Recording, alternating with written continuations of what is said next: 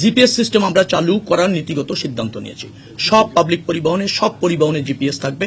তাহলে দেখবেন যে নিয়ন্ত্রণ আরও বেশি সম্ভব হবে। স্পিড নিয়ন্ত্রণ করা যাবে, গাড়ির অবস্থান নিয়ন্ত্রণ করা যাবে, কে ট্রাফিক রুল মানছে না নিয়ন্ত্রণ করা যাবে, কে মাঝপথ থেকে ঘুরিয়ে যাত্রী নিয়ে চলে যাচ্ছে মানে টিকিট ছাড়াই ইসের মধ্যে আর কি যাত্রীদেরকে তুলে তার ইচ্ছা মতো ভাড়া নিয়ে চলে যাচ্ছে গন্তব্যে, সেগুলো নিয়ন্ত্রণ করা সম্ভব হবে। আমরা প্রাথমিক পর্যায়ে সকল বাস বা কমার্শিয়াল পরিবহন এগুলোতে জিপিএস ইনস্টল করার সিদ্ধান্ত হয়েছে।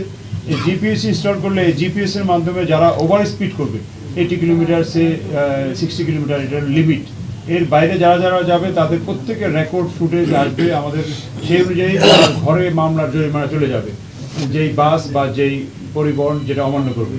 এটা দিয়ে যারা রুট ভায়োলেট করবে তার অর্ধেক পথ থেকে ফিরে যাবে, অর্থাৎ ওইটা জিপিএস এর মাধ্যমে জিও ফেন্সিং সহ রুট যেই এলাকা যাওয়ার কথা সেই এলাকার বাইরে গেলে বা রুট যদি ভায়োলেট করে সেটা দিয়ে মামলা হবে।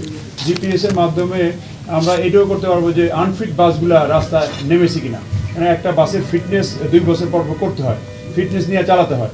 কারণ ওইটা আমাদের কাছে বিআরটির কাছে রেকর্ড আছে কারা কারা ফিটনেস নবায়ন করে নেই, কিন্তু সে রাস্তায় না নামলে কিন্তু আমরা কিন্তু তাকে জরিমানা করতে পারি না। জরিমানা গ্যারেজে জরিমানা করলে বলবো যে আমি তো চালাইনি, আমি তো ফিটনেসের জন্য ওয়েট করছি, কিন্তু সেই রাস্তায় নামাইলে ওই ফিটনেস বিন বাসের বিরুদ্ধে ব্যবস্থা নেওয়া যাবে।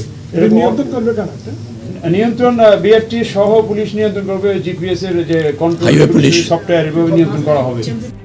RICL TMX, যুগের পর যুগ স্থাপনা থাকে মজবুত।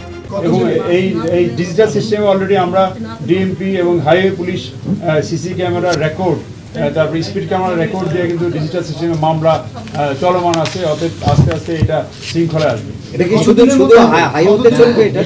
এটা শুধু হাইওয়ে গাড়ির জন্য?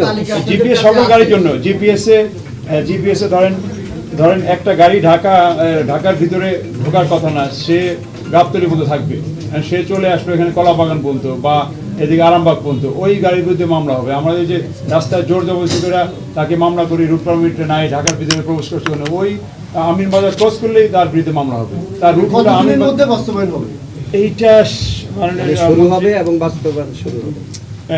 এটা সরকার সিদ্ধান্ত নিয়েছে, দ্রুত বাস্তবায়ন হবে বলে আমরা আশা করছি।